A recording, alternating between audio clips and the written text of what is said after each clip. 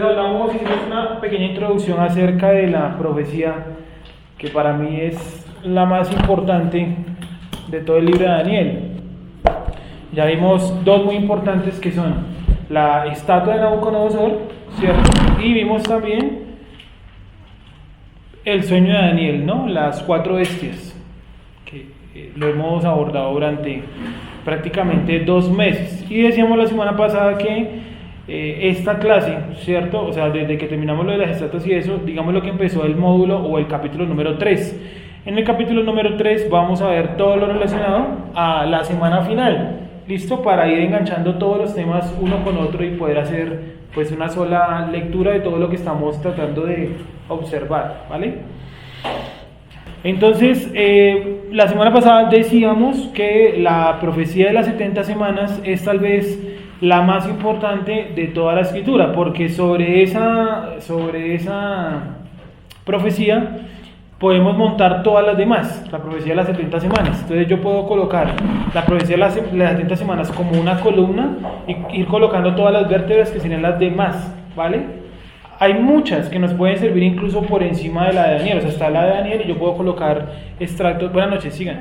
Yo puedo colocar extractos o partes por encima, ¿vale? Entonces yo sigo. Entonces está la principal, que son las 70 semanas, y encima de eso yo puedo colocar otras o puedo poner por debajo otras, ¿cierto? Mencionamos una que es muy importante en el libro de Jeremías, cuando Jeremías dice: vendrá el rey de los caldeos y los esclavizará 70 años y estaréis 70 años en Babilonia, ¿sí o no? Una profecía clave en toda la Biblia. Digamos lo que podemos colocarla incluso por debajo de la de Daniel y colocamos la de Daniel encima, pero la de Daniel sigue siendo la columna vertebral de toda la Biblia. Es decir, para usted entender las 70 semanas, pues tiene que entender toda o gran parte del Tanaj, ¿sí o no? Sin mencionar por ahora el Nuevo Testamento, el Brit Hadashah, ¿vale? Que también es muy importante que lo sepamos leer, porque la principal causa de desconocimiento de Yeshua es que la gente ni siquiera lee la Biblia, ¿cierto? Con ese dichito pendejo es que la letra mata. Entonces no leemos la Biblia, no aprendamos ni a leer, porque como nos mata, ¿sí o no? ¿Para qué aprendemos a leer si la letra nos mata? Es más, ¿para qué leemos versículos los domingos en la Biblia si es que la letra mata? Ahí no dice el Nuevo Testamento mata, ahí dice la letra mata. Eso incluye todo la Biblia, ¿sí o no? Según la interpretación que le dan pues las personas que toman por esa línea de que la letra mata, pero el Espíritu vivifica. Sí, está hablando que si usted lee los mandamientos o la Torá sin Yeshua, ese es un bonito libro de normas que no dice absolutamente nada si no tiene a Yeshua por ahí. Porque que usted le diga, por ejemplo, guardarás, sembrarás tu campo y no segarás las esquinas, eso no dice absolutamente nada sin Yeshua. Sí, nos queda como una norma muy chévere para la sociedad. Ay, sí, no quitemos los bordes porque pobrecitos los pobres, ¿cierto? Y entonces los pobres vienen a los rincones y se alimentan de lo que es los rincones. Entonces esa es la misericordia de Dios, porque como Dios es amor, sí, ahí no estamos diciendo mayor cosa, porque un borde, porque los campos de pronto, si yo hacía mi campo circular, ¿cuál era el borde de ese campo? Sí, se está diciendo borde, no es exclusivamente las esquinas, o sea, no todos los campos eran cuadrados o rectangulares, o triangulares, o alguna otra figura geométrica que tenga puntas, ¿sí? Puede haber sido un círculo, yo puedo sembrar en círculo, entonces yo diría, me zafo del mandamiento porque sembré en círculo. ¿Eso por qué pasa? Porque no tengo a Yeshua, lo estoy leyendo sin Yeshua, ¿sí? Entonces ese es el problema principal, pues de las personas que opinan ese tipo de barbaridades, porque no hay otra palabra para eso, ¿vale? Bueno, sigo. Entonces, vamos a ir un momento al libro de Daniel, capítulo número 9. Daniel 9. Las 70 semanas puede ser tal vez la profecía principal de toda la escritura, ¿vale? Porque contiene la primera venida de Yeshua, la reconstrucción de Jerusalén, la caída de Jerusalén. Contiene también los tiempos finales y la aparición del antimashiach. Mejor dicho, tiene todo, absolutamente todo, en contados 7 versículos, ¿sí? Entonces hay unas profecías, vuelvo y digo, que para mí está la columna vertebral de todo el sistema profético de la Biblia. Es decir, si yo no estudio las 70 semanas, pues yo puedo entender las otras profecías, pero hay puntos donde no las voy a poder enganchar. O sea, ese es como el gancho de unión de todas. Entonces yo la coloqué como la columna vertebral. Y las vértebras o las costillas y todo eso serían todas las demás profecías. que están, por ejemplo, en Amós, en el mismo libro de Daniel, etcétera, etcétera, etcétera. Entonces vamos a leer Daniel 9:20. Léelo, por favor, Jessica. Daniel 9:20. Aún estaba hablando y orando y confesando mi pecado y el pecado de mi pueblo Israel, y derramaba mi ruego delante del Eterno mi Elohim, por el monte santo de mi Elohim. Aún estaba hablando en oración cuando el varón Gabriel, a quien había visto en la visión al principio, volando con presteza, vino a mí como a la hora del sacrificio de la tarde. Sí, hasta ahí nomás hemos leído un montón de cosas que no vamos a profundizar porque no es el espacio. Y entre ellas hemos leído, por ejemplo, que el ángel volaba con presteza, pero ahí no dice, o Gabriel, ¿cierto? Dice que volaba, pero no dice que tenía alas. Dice que Gabriel se apareció a la hora del sacrificio de la tarde. O sea, yo tengo que entender más o menos cómo son los sacrificios diarios, ¿cierto? En la hora de la tarde, más o menos a las 3 de la tarde, se hace el sacrificio llamado el sacrificio de la tarde.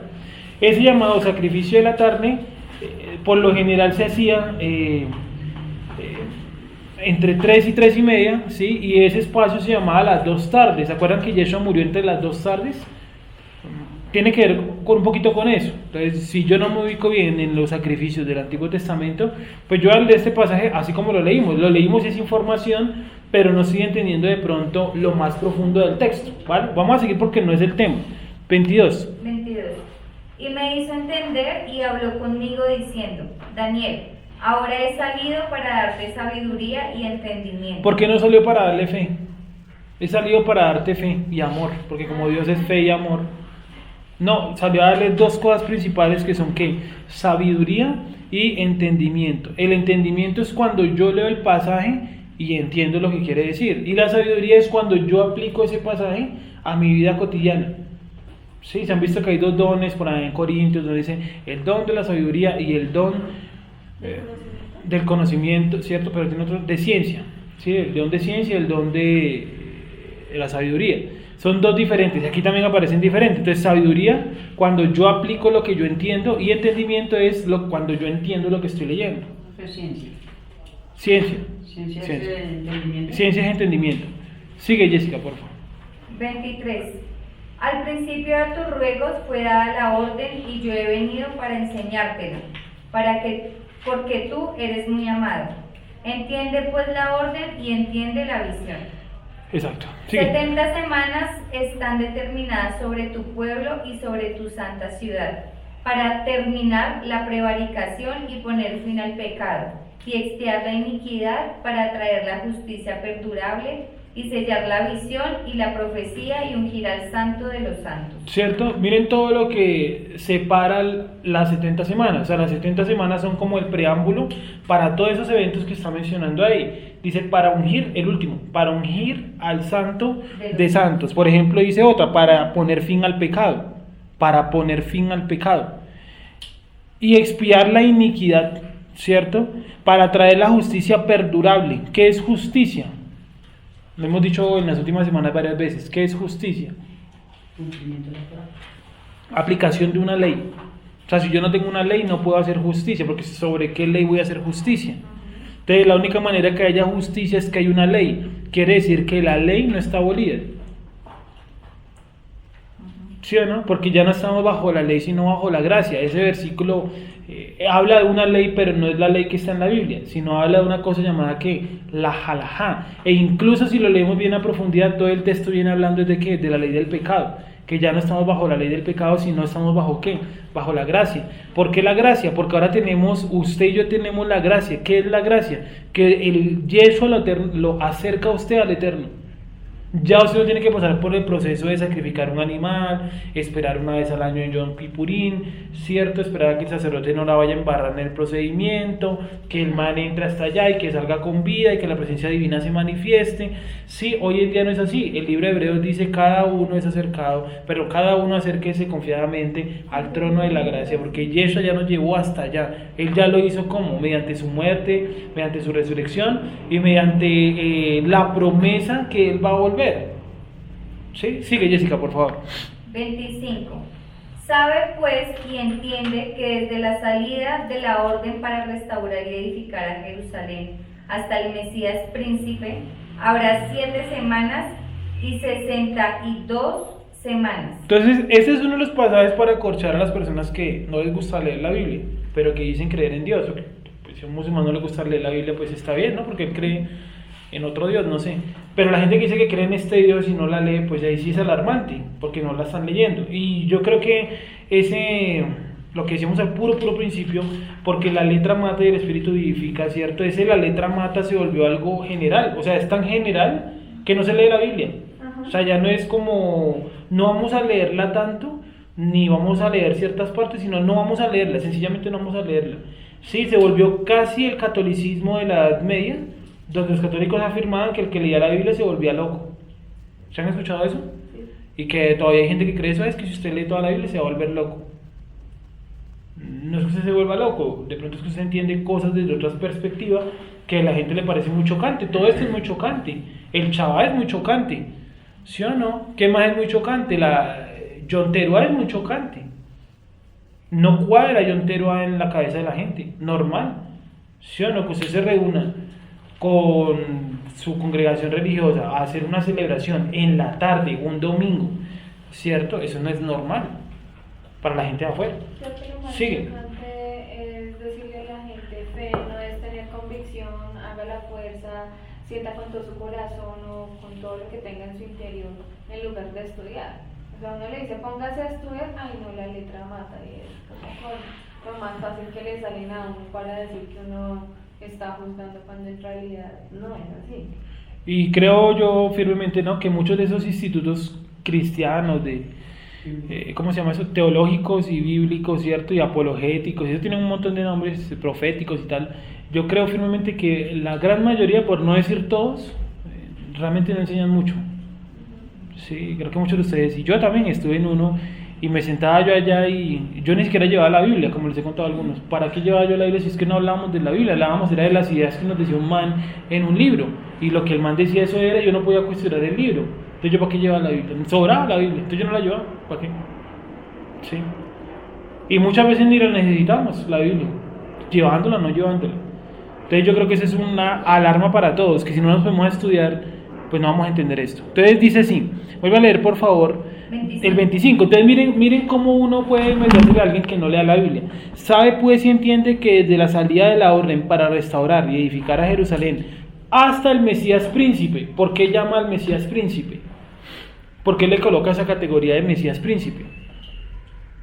Porque en realidad cuando Yeshua vino, no vino a reinar. Exacto, viene en otra función, ¿cierto?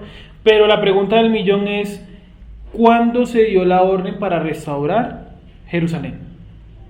Restaurar y edificar, dice ahí, ¿cierto? ¿Quién dio esa orden? ¿Cuándo la dio? ¿Eso es un tema bíblico? ¿No es un tema bíblico? ¿Es que el libro de Daniel es un libro muy difícil? No, hay que sacarme eso de la cabeza, ¿cierto? No sé si en alguna Biblia, de pronto la tuya que es de estudio, tiene alguna cita ahí.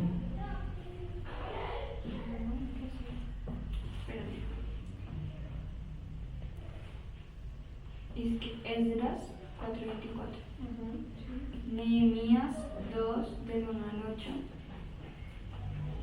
también capítulo 3 versículo 1, Juan 1:41, Juan 4:25, Isaías 9:6. Bien, bueno, algunos de esos de Esdras hablan de la orden para reconstruir Jerusalén. Otros, como el de Juan, habla desde el papel de Yeshua, y creo que hay uno que menciona incluso cuánto duraron construyendo el segundo templo, que ese es un dato importantísimo en el Nuevo Testamento.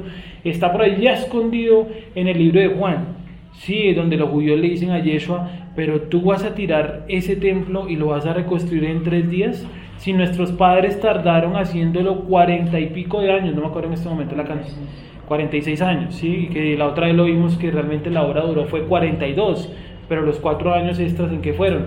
En la preparación del sacerdocio. Eso fue un tema que vimos hace como unos 3 años en la clase de historia, que es un tema supremamente rebuscadísimo y que no está claramente en el libro de Daniel. Toca remitirse al libro de Esdras, al libro de Nehemías, ir por aquí por allá tratando de recoger algo.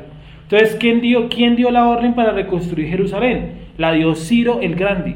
¿Dónde lo encontramos? En el libro de Esdras capítulo 1 versículo número 1. Solamente, Sara, un momentico esa cita.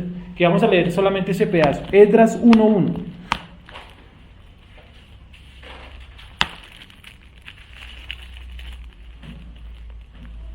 En el primer año de Ciro, rey de Persia, para que se cumpliese la palabra de Jehová por boca de Jeremías, despertó Jehová el espíritu de Ciro, rey de Persia, el cual hizo pregonar la palabra y también por escrito por todo su reino, diciendo: Así ha dicho Ciro, rey de Persia: Jehová, el Dios de los cielos, me ha dado todos los reinos de la tierra y me ha mandado que le edifique casa en Jerusalén, que está en Judá. Listo, déjalo hasta ahí, por favor. Bueno, lee el 3, que también es interesante. Quien haya entre vosotros de su pueblo, sea Dios con él, y suba a Jerusalén, que está en Judá, y edifique la casa a Jehová, Dios de Israel. Él es el Dios, la cual está en Jerusalén. ¿Cierto? Entonces, ¿quién dio la orden de reconstruir Jerusalén? La dio Ciro el Grande. Y este Ciro el Grande, la semana pasada lo dijimos, él entró en una especie de megalomanía, ¿cierto? ¿Qué es eso? Megalomanía, sí, como ambición por el poder. Ah, ya. Sí, como que él se cree el centro del universo, más o menos como Trump o como Putin, ¿sí? Entonces él se creía el centro del universo y él dijo: el Dios de Israel me dijo a mí que construyera la casa en Jerusalén. Pero miren lo que hace él. ¿Quién hay por ahí de los judíos que vaya y la construya? ¿Sí me hago entender lo astuto que es el hombre? Porque él no le puede decir ese cuento barato a la gente de Persia. No, me voy, ¿para dónde? No, para Jerusalén a construir una ciudad. Estamos hablando del emperador del mundo en ese momento. Él dijo: sí, a mí me dieron esa misión, pero ¿qué judío hay por aquí que nos ayude como a mover esa movida por allá en Jerusalén? Porque estamos hablando de más o menos 1800 kilómetros de distancia. Eso es muchísimo, eso es ir y venir a Santa Marta. Sí, es mucha distancia. Entonces él no puede hacer esa gracia: bueno, me voy a construir una ciudad en Jerusalén, nos vemos dentro de 46 años. No tiene sentido. Entonces, ¿quién dio la orden para reconstruir Jerusalén? Si ustedes quieren colocarle su Biblia, la cita en Daniel 9, ya les digo qué versículo era, 9:25, le pueden colocar la cita Esdras 1, del 1 hasta el 3, bueno, hasta el 4, si realmente todo el capítulo número 1 les puede servir, pero puntualmente del 1 al 3. ¿Aproximadamente cuántos kilómetros?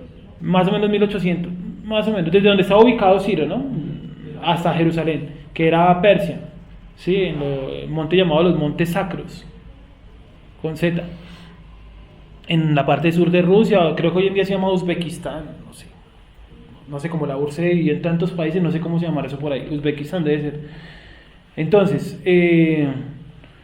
sigamos en Daniel, ¿vale? Entonces, ¿quién dio la orden para reconstruir Jerusalén? La dio Ciro. Pero vamos a leer así como, o sea, este va a ser como a general, para después coger espacios muy temporales más pequeños, porque si no nos vamos a meter una embotada impresionante. Sigue, por favor, Jessica, allá en Daniel. Daniel 9:25, repite nuevamente el 25. Sabe pues y entiende que desde la salida de la orden para restaurar y edificar a Jerusalén hasta el Mesías príncipe, habrá 7 semanas y 62 semanas. Dame un segundito. Daniel 9:20, ¿qué? Sí. 25. Entonces está partiendo el tramo de las 70 semanas, así, 70 semanas, lo está partiendo en dos tramos más pequeños, ¿cierto? En un tramo de 7 Y 62. y en un tramo de 62. Vuelve a leer ese pedazo, por favor. Entonces, ¿se acuerdan ustedes que en el 24 dice 70 semanas están destinadas para tu pueblo? Mira lo que dice el 25. Sabe pues y entiende que desde la salida de la orden para restaurar y edificar a Jerusalén hasta el Mesías príncipe habrá 7 semanas y 62 semanas. Entonces, toma dos tramos, 7 semanas, tramo número 1, 62 semanas, tramo número 2. Sigue. Se volverá a edificar la plaza y el muro en tiempos angustiosos. Entonces, sigue leyendo, Jessica. Estamos en Daniel 9:24. Estamos analizando como manera general la profecía de las 70 semanas, donde hemos dicho que la profecía de las 70 semanas es la columna vertebral de todas las demás profecías. Todas las demás profecías son como los cables que se anexan a esa columna vertebral. Y entonces, si yo no entiendo las 70 semanas, difícilmente voy a entender la profecía bíblica. Voy a leer esa vaina, es como un cuento de los hermanos Grimm.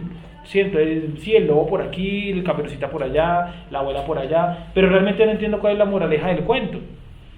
Sí, ¿cuál es la moraleja del cuento de la Caperucita Roja? Todos pensamos que el lobo se comió, no, es Esa hace parte de la historia, pero esa no es la moraleja. ¿Cuál es la moraleja entonces? Sí, pero realmente para la época que fue escrito los niños no tienen que andar solos en el bosque. Porque en Alemania estaba ¿qué? Lleno de brujas y animales raros. Entonces, como eso es un cuento alemán, la enseñanza como tal, ¿para qué se hizo? Para que los niños no andaran solos en el bosque. Entonces, si yo no entiendo el contexto en el que fue escrito, pues yo voy a ver un montón de conclusiones que no están. ¿Sí? Sigo. Ahora sí, Jessica. Daniel 9:24 y otra vez el 25. 24, ¿sí? Sí, Daniel 9:24. La profecía de las 70 semanas, dale. 70 semanas están determinadas sobre tu pueblo y sobre tu santa ciudad. Raro que no dice sobre la iglesia. Si, o sea, de entrada empezamos raro. Sigue, sí, yo sé que algunos dicen, sí, es que, perdón, la iglesia no existe en este momento. Entonces esta profecía entonces no es para hoy en día, no es para nosotros, ni tiene nada que ver con nosotros, ni el Mesías tiene que ver nada con nosotros, ni tampoco lo que dice aquí abajo. ¿Sí? Entonces, todo esto es para otra gente, no para nosotros, la mal llamada iglesia. Sí, no, tu pueblo, ¿cierto? Y sobre tu santa ciudad, para terminar la prevaricación y poner fin al pecado y expiar la iniquidad, para traer la justicia perdurable y sellar la visión y la profecía y ungir al santo de los santos. Sabe pues y entiende que desde la salida de la orden para restaurar y edificar a Jerusalén hasta el Mesías príncipe, habrá 7 semanas y 62 semanas. Se volverá a edificar la plaza y el muro en tiempos angustiosos. Bueno, entonces ya habíamos dicho ahorita hace un momento que ¿quién mandó a reconstruir la ciudad de Jerusalén? La mandó a reconstruir Ciro el Grande. ¿Dónde está ese texto? Está en el capítulo número 1 de Esdras. Esdras 1:1, ¿cierto? ¿Qué era lo que decía Esdras 1:1? Sara, nuevamente. Esdras 1:1. Entonces, si los que están tomando nota por ahí, coloquen la concordancia de Daniel 9:25, colóquenle Esdras 1:1, para que sepan muy bien que ese versículo está conectado con Esdras, solamente que el escritor de Daniel, en esta Biblia, la Reina Valera 60, de seguro no entendió nada de lo que estaba traduciendo, normal, ¿cierto? Ahora sí, Sara, léelo por favor. En el primer año de Ciro, rey de Persia, para que se cumpliese la palabra de Jehová por boca de Jeremías, despertó Jehová el espíritu de Ciro, rey de Persia. Sí, alto un momentico ahí. La profecía de las 70 semanas toma entonces la profecía de Jeremías, puntualmente esa. Sigue, para que se den cuenta que la profecía de las 70 semanas es fundamental. Sigue. El cual hizo pregonar de palabra y también por escrito por todo su reino, diciendo: Así ha dicho Ciro, rey de Persia: Jehová, el Dios de los cielos, me ha dado todos los reinos de la tierra, y me ha mandado que le edifique casa en Jerusalén, que está en Judá. Quien haya entre vosotros de su pueblo, sea Dios con él, y suba a Jerusalén, que está en Judá, y edifique la casa a Jehová, Dios de Israel. Él es el Dios, la cual está en Jerusalén. Bueno, insiste, ¿no? En Jerusalén, como 3 veces seguidas coloca la palabra Jerusalén. Pero él de dónde sacó, ahí, ahora sí, ¿dónde íbamos? Él de dónde sacó esa información. El libro de Esdras comienza a decir que para que se cumpla la palabra dada por Jeremías, ¿cierto? Pero realmente, ¿quién le dijo a Ciro, mire, usted es el encargado de reconstruir Jerusalén? ¿Quién se lo dijo? ¿De dónde lo sacó él? ¿Y por qué él estaba tan convencido que era él? Si ustedes lo leen en Esdras, y creo que también está en el libro de Crónicas, creo que incluso ahí lo cita, ¿cierto? Ciro está totalmente convencido, y es raro que un rey extranjero que no conoce la Torá, o sea la ley, que no conoce tampoco el Dios de Israel, salga de un momento a otro con esa maravilla de la nada. Entonces a alguien le tuvo que haber dado esa información a él de una muy buena fuente, de algo que él pudo haber leído y dijo, es raro que este libro hable sobre mí. ¿Y dónde está la profecía sobre Ciro?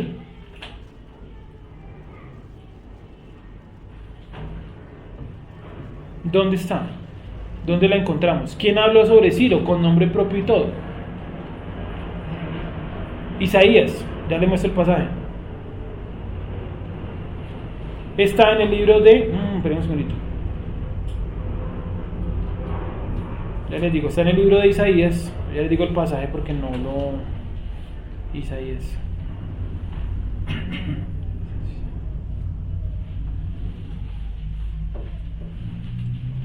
Isaías 45:1. No, perdón. Isaías 44:28. Es 44:28. Isaías 44:28. Entonces, Isaías 44:28. Miren lo que dice el profeta sobre Ciro. Isaías 44:28. ¿Qué dice? ¿Qué dice Wendy? Isaías 44:28. Mira. ¿Qué dice de Ciro? Es mi pastor y cumplirá todo lo que yo quiero. Al decir a Jerusalén, serás edificada, y al templo serás fundado. ¿Sí? Alguien fue y habló con Ciro y le dijo, imagínense que nuestros textos antiguos, porque Isaías es antes de Esdras, y antes de Daniel, y antes de Jeremías, Isaías 44:28. Sí, el de los profetas largos, el más antiguo es Isaías, porque Isaías estuvo en los reinados de, por ejemplo, Ocosías, que es muy, muy antiguo. Entonces, miren, alguien fue y le dijo a Ciro el chisme, le dije, imagínense que en nuestros textos antiguos hay un tal Ciro, y ese Ciro es un rey de una nación grande, y Dios le da la potestad de construir nuestra ciudad. ¿No será usted Ciro? ¿Y Ciro qué? Se lo asumió que era él, y él da entonces la orden que sea reconstruido, ¿qué? La ciudad y todo lo que dice ahí. Volvamos a leer, Wendy, porfa. Isaías 44:28. ¿Qué dice de Ciro? Es mi pastor. Dame un segundito, léelo del 27 porque estamos como cogiéndolo mordido. ¿Qué dice de las profundidades? Sacaos y tus ríos haré secar. ¿Qué dice de Ciro? Es mi pastor y cumplirá todo lo que yo quiero. Al decir a Jerusalén, serás edificada, y al templo serás fundado. Entonces miren cómo vamos yendo de profecía en profecía. Vamos en las 70 semanas, esa nos llevó al libro de Jeremías, ¿cierto? O a la profecía de Jeremías que está en el libro de Esdras, y esa nos remite al libro de Isaías que está hablando sobre Ciro. Entonces Ciro leyó Isaías y para que se cumpliera Jeremías, y terminó metido dentro de la profecía de Daniel, todo en uno. Loquísimo, ¿cierto? Ahora sí, Juan. Ahí dice Ciro, pero el original no podía decir Ciro, ¿sí? Sí, claro, dice Ciro, tal cual, en hebreo. Y hay una parte donde peor aún, lo trata como el Mesías. Ya le digo cuál es, donde dice, Isaías 45:1 dice, Ciro, mi ungido. Y usted ahí ve en el hebreo y dice, Ciro, tal cual, mi Mashiach. Lo trata así, como Mashiach. Lo pone al mismo nivel de Yeshua. Entonces el problema de Yeshua, o sea, de Jesús, no es ser el Mesías. El problema de Yeshua no es ser el Mesías. ¿Cuál es el problema de Yeshua? Que él dijo, yo soy el Hijo de Dios. Ahí sí se formó un despelote terrible. Pues para los judíos que no lo entendieron, o para las personas que hoy en día no lo pueden ubicar como el Mesías. Ahora sí, bueno. Digamos, de Isaías a Nehemías, más o menos cuánto tiempo. Ya le digo exactamente cuánto tiempo hay, que aquí tengo algunas fechas que de pronto nos pueden servir. Vamos a seguir leyendo, ¿listo? Jessica, siga ya con el libro de Daniel, por favor. Daniel 9:25. A ver si aquí está, porque tengo esto por todos lados. 25. Sí. Sabe pues y entiende que desde la salida de la orden para restaurar y edificar a Jerusalén hasta el Mesías príncipe, habrá 7 semanas y 62 semanas. Un segundito. La profecía de Isaías inicia en el año 3246. 3246. Y Ciro va a llegar al poder hasta el año 3468. Entonces, 3246, inicio de la profecía de Isaías. Estas fechas están todas supremamente revisadas. 3246 y Isaías. Y Ciro llega al poder en el año 3468. 3246. Sí, pero Pero en el de arriba, ¿no sacas a 2000 algo? Hay dos. Escribiste 3000. Revisa nuevamente tu cita. ¿Cómo así? Sí, No, 200 años. no 2000, 222 años. 222 años. Sí, no, yo nunca dije 2000. Sí, Reviste 2000. No, Igual le quedan 3246 y 3468. Sí, hay una distancia de más o menos 200 años. Sí, más o menos. Eso es harto. Pues bastante para todo lo que pasa en 200 años en la historia hebrea. Así Ujú. como 3 generaciones, ¿no? Y por ejemplo encontramos en 200 años la generación que se fue a Babilonia y no volvió, ¿cierto? Porque se murieron. Y al fin, y el principio de la próxima generación que empiezan a volver con Zorobabel, Salatiel, todo lo que está en el libro de Zacarías, en el libro de Ageo, creo que también está un poquito en el libro de Ezequiel, si no me falla la memoria. ¿Listo? Más o menos estamos ubicados, sí. Estas son fechas que vamos a ver en la clase de historia, pero cuando estemos ya pues más adelantados en los temas. Por ahora vamos en la salida de Egipto, entonces falta pues un montón para poder llegar allá. Sin embargo, ya con algunos lo vimos hace más o menos 2 o 3 años, donde vimos todos estos temas de la historia hasta los macabeos. Ahí terminamos y volvimos a iniciar porque llegaron muchas personas nuevas a la clase de historia, entonces pues como hay como mucho desorden, entonces nos reiniciemos todo para poder empezar de cero, ¿vale? Entonces, ¿dónde vamos? Daniel 9:25. ¿Sí quedó más o menos claro, Juan? Listo, vale. Jessica. 25 otra vez. Dale. Sabe pues y entiende que desde la salida de la orden para restaurar y edificar a Jerusalén hasta el Mesías príncipe, habrá 7 semanas y 62 semanas. Se volverá a edificar la plaza y el muro en tiempos angustiosos. Listo, alto ahí. Entonces otra vez retomo lo que habíamos dicho. 70 semanas y las parte en 3 pedazos. Primero, 7 semanas, tramo número 1. Segundo, 62 semanas, tramo número 2. Entonces nos quedaría faltando, si lo sumamos, 62 más 7, 69 semanas. Y nos quedaría faltando el tramo número 3, que es 1 semana. ¿Vale? ¿Sí estamos ubicados? ¿Sí me entendieron? Entonces, tramo número 1, 7 semanas. Tramo número 2, 62 semanas. ¿Qué tiene que pasar en esas semanas? Tiene que darse la reconstrucción de Jerusalén, la reconstrucción del muro, el nacimiento del Mesías y la muerte del Mesías. Todo en 69 semanas. Ok, o sea que la semana 69 finalmente concluye con la muerte de Yeshua. Mira el versículo 26 cómo inicia. No, estoy escribiendo. Léelo, Jessica. Y 26. después de las 62 semanas se quitará la vida al Mesías. Sigue. Mas no por sí, y el pueblo de un príncipe que ha de venir destruirá la ciudad y el santuario. ¿Sí? Entonces, el pueblo de un príncipe que vendrá destruirá nuevamente la ciudad y el templo en este caso, ¿cierto? El santuario. Entonces, ¿cuál es ese pueblo que vino, le quitó la vida al Mesías, destruyó la ciudad y destruyó también el templo? Roma. Entonces miren que en el libro de Daniel encontramos profetizado a los romanos. Todo en menos de 4 o 5 versículos. Está hablando de todo. Toda la historia debería estar consumida en estos versículos. ¿Listo? ¿Me hice entender hasta ahí? Sigue, Jessica, por favor. Mas no por sí, y el pueblo de un príncipe que ha de venir destruirá la ciudad y el santuario, y su fin será con inundación, y hasta el fin de la guerra durarán las devastaciones. Sí, porque la guerra entre judíos, propiamente judíos, la casa de Judá, y los romanos se extendió casi 100 años después de la muerte de Yeshua, donde todavía habían algunos focos de guerra o de resistencia de los judíos. Fueron muy arriesgados ante los romanos y se expusieron casi hasta la muerte. Por ahí hay una historia, ¿no? Los judíos que vivían en una ciudad llamada Masada, cómo se suicidaron para no caer delante de los romanos. O sea, prefirieron matarse ellos mismos antes que perder con los romanos. Sí, y esas son historias que están avaladas históricamente. O sea, no son cuentos o mitos, es historia. Sigue, Jessica, por favor. Entonces, ¿se acuerdan que quedamos? Discúlpame. Ya quedó entonces visto por encima, ¿vale? Las 7 semanas, las 62 semanas. Nos queda el último tramo. Pero miren lo que dice el texto sobre el último tramo, el 27. Y por otra semana confirmará el pacto con muchos. A la mitad de la semana hará cesar el sacrificio y la ofrenda.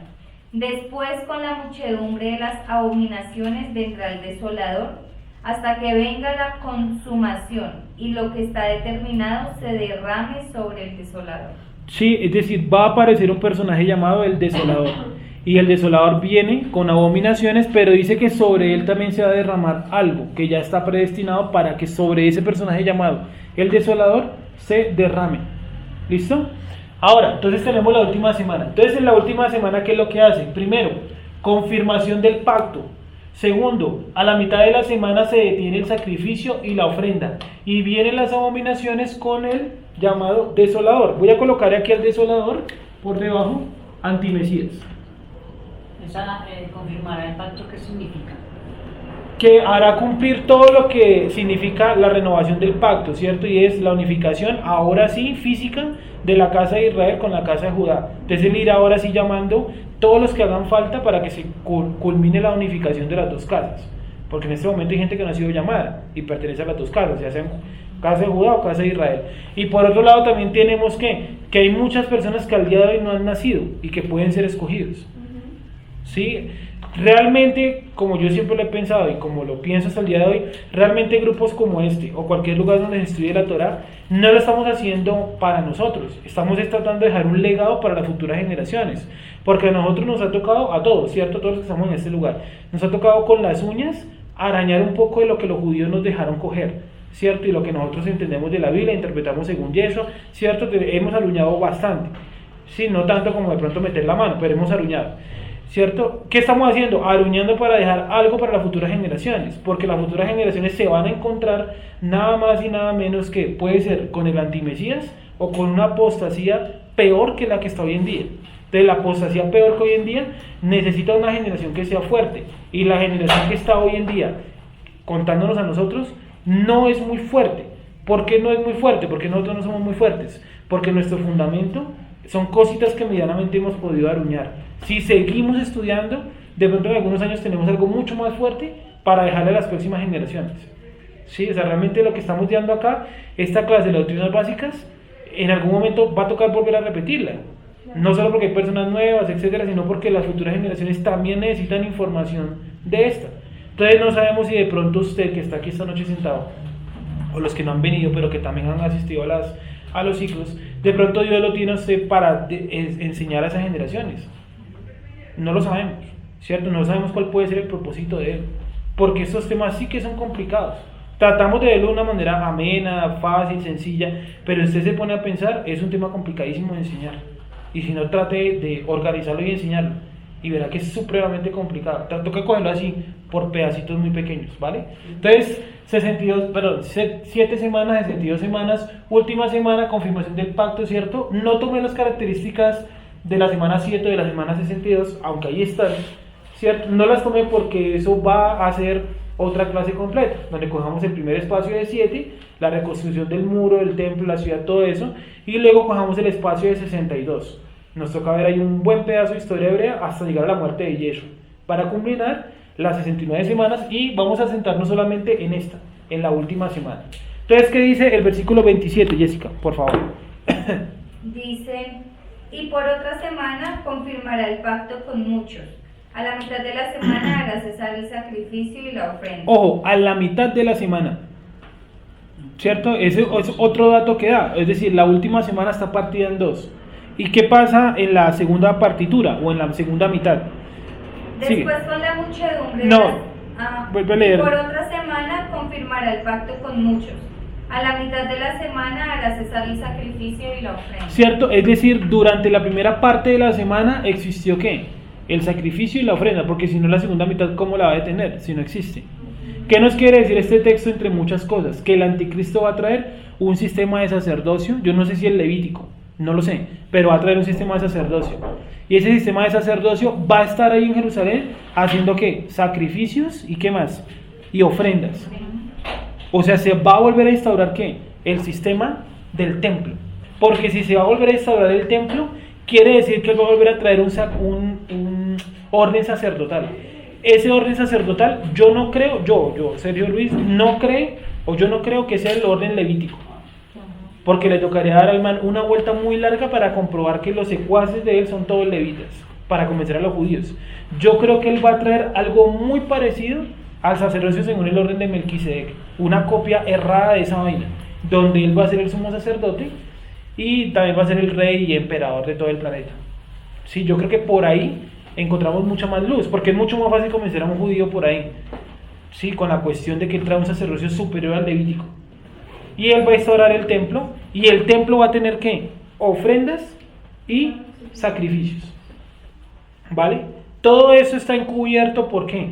Porque las profecías de Daniel llegan hasta acá, hasta el capítulo 12, pero no bota mucha información, porque Daniel tampoco entendió. En el último capítulo de Daniel, ¿qué dice? Yo no entiendo nada. ¿Y qué le dice el ángel? Tranquilo, que esto no es para usted. ¿Esto es para qué? Para la gente del final de los tiempos. Usted solamente escriba. Sí, y dice que Daniel, a pesar de que no entendía, se turbó, pero que él siguió con su vida porque entendió que eso no era para él, que eso no era para su tiempo. Y desafortunadamente el libro que contiene más información, que es el libro Apocalipsis, es un libro que está macheteado, manoseado, mal traducido, y peor aún, que hay como otro pedazo que no lo colocaron acá. Sí, por ahí los católicos dicen que hay un segundo Apocalipsis, o la carta número 2 de Apocalipsis. Si ese libro saliera un día a la luz, yo imagino que contendría alguna información extra. No digo que exactamente esto, pero algo extra trae, que los católicos lo tienen ¿dónde? Pues allá en el Vaticano, reservado en la biblioteca más grande, no estudiada hasta el día de hoy, ¿no? Más o menos 2 kilómetros subterráneos, kilómetros cuadrados subterráneos debajo del Vaticano, donde hay una biblioteca impresionante. Ellos dicen que esos libros están guardados hasta que venga el Mesías. Eso opinan los católicos. ¿Sí? Sigue, Jessica. Después con la muchedumbre de las abominaciones vendrá el desolador, hasta que venga la consumación y lo que está determinado se derrame sobre el desolador. Listo, entonces va a haber algo también destinado para el desolador. ¿Listo? Hasta ahí entendimos. Quiero que hoy quede entendido lo de los 3 tramos de las 70 semanas. Primero, tramo de 7 semanas. Segundo, tramo de 62 semanas. Por último tramo de 1 semana. ¿Listo? No, lo entendimos, lo aprendimos hasta ahí. No estamos viendo detalles de cada tramo, sino solamente a modo general. Y en la última semana, vimos que la última semana está partida en 2. ¿Cierto? Está partida en 2. Donde la segunda mitad dice que vienen devastaciones, se quita ese sacerdocio, el anticristo hace y deshace, y luego se derramará sobre el anticristo lo que podemos decir, lo que dice acá, lo que está determinado, la ira de Dios. ¿Listo? ¿Me podrías ayudar a refrescar? Porque sé... No. Sigo, mientras que... Entonces, bien, ¿hasta ahí alguna pregunta? A ver qué más colocamos por acá. Bueno, entonces estamos tomando que 1 semana equivale a ¿cuántos años? A 7 años, ¿listo? 1 semana de años en Daniel, solamente en Daniel, equivale a ¿cuánto? A 7 años. No son 7 años, o sea, las semanas no son continuas. O sea, no fue que Daniel profetizó eso y pasaron 70 semanas de 7 años y se cumplió todo.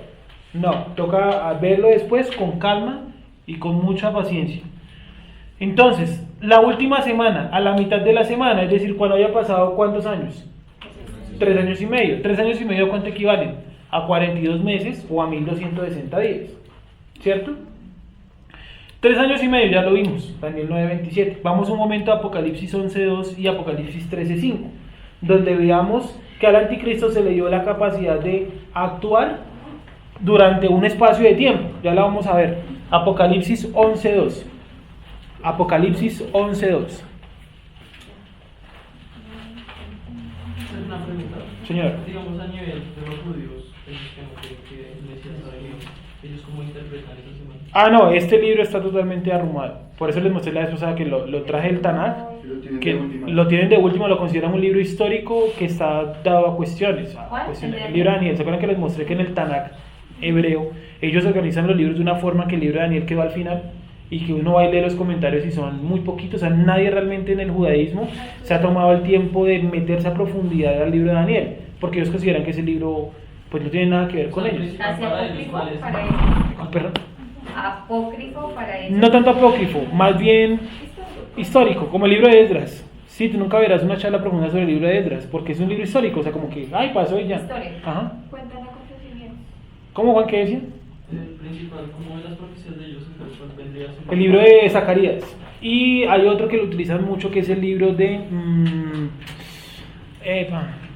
donde dice la construcción del templo. El libro de Miqueas.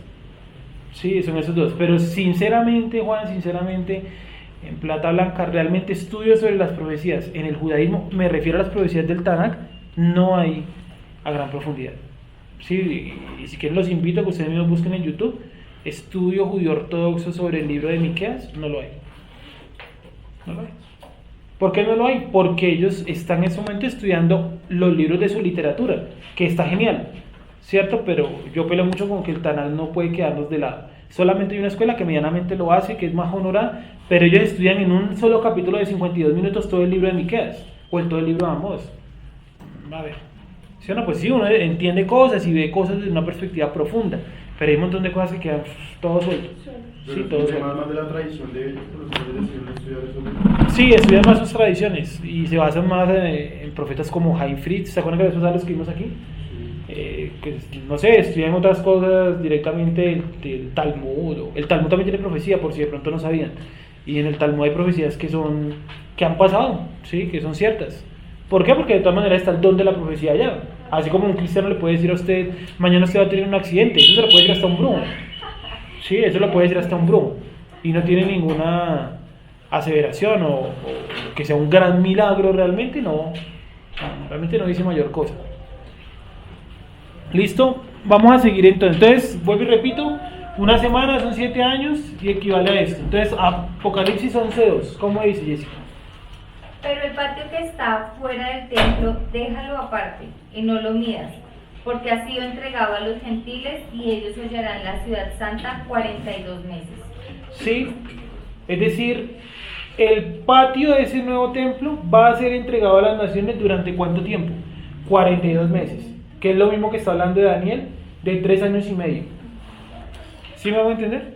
No estoy explicando los versículos, simplemente les estoy mostrando dónde más está el tiempo de 3 años y medio, 42 meses o 1260 días, para que cuando lo veamos ya usted tenga una referencia más o menos dónde está ubicado el tiempo. Apocalipsis 13:5, que también menciona los 42 meses. Que hoy me quiero centrar en este tema, sino que se lee como la introducción a lo general. Léelo, Jessica. También se le dio boca que hablaba grandes cosas y blasfemias, y se le dio autoridad para actuar 42 meses. Sí, otra vez el espacio de 42 meses. Y vamos a leer el otro, los 1260 días, que también equivale a 42 meses, que es lo mismo que 3 años y medio, que es lo mismo que media semana. ¿Qué sería la primera? La- Primera media semana. ¿O Sí, la primera media. Hay que ubicarlo porque hay unos que es, en esta lectura hay una que es la segunda media semana. Ah, ok. Cuando dice que hollará en el patio, esa es la segunda media semana. Cuando dice que le dio autoridad por 3 años y medio, esa es la primera semana. O sea, viene cambiando. Una ¿Listo? pregunta. Vamos acá, dame un segundito. Apocalipsis 11:3. Ahora sí, Juan. Téngalo ahí, Jessica. Tú, habla. Yo. Dale, Juan. Hay partes de semana como en 2. ¿Qué posibilidades hay de que también haya un espacio de tiempo? Que la semana esté partida 3 años y medio y luego haya un espacio de tiempo sin nada y luego De la otros misma 3 años. forma que pasa con las 7 semanas y las... Sí, que esté partido, o sea que por ejemplo que aquí haya un espacio. Sí, pero usted se da cuenta que aquí hay un espacio entre 2 tramos. O sea, no dice que este tramo tenga un espacio. ¿Sí me hago entender? O sea, este es un tramo completo. Hay ese espacio entre tramo y tramo. No dentro del mismo tramo no hay espacio. Eso lo vamos a ver, lo vamos a entender cuando veamos los tramos. Exacto, O pues sea, fueron 7 semanas seguidas y 62 seguidas. Exactamente, Diferentes. pero hay un espacio entre los tramos, no entre las semanas como tal. ¿Listo? Tramo número 1 y el tramo número 2 puede haber un espacio y lo hay. El espacio es mínimo, pero lo hay. Y entre las 62 semanas y la última semana, ahí sí hay un espacio mucho más grande, que es el espacio que estamos en este momento. O sea, la última semana no ha empezado, ¿vale? No ha empezado. ¿Cómo sabemos que no ha empezado? Porque no está el anticristo. ¿Cómo sabemos que no es el anticristo? Porque no están unificadas las religiones, porque no hay paz mundial, ¿cierto? La paz mundial no la va a traer Yeshua, porque Yeshua dice, yo vine y iba a traer ¿qué? Guerra, espada contra espada, el padre se levantará contra no sé quién, los hijos contra no sé quién, ¿cierto? Pero hay uno que sí va a traer paz, y Yeshua lo dice, cuando digan paz y seguridad, entonces vendrá ¿qué? La destrucción repentina. ¿Quién viene a traer la paz mundial? El antimesías. Sí, yo les recomiendo entre sus tantas lecturas por ahí, ocasionales de la semana, que se puedan buscar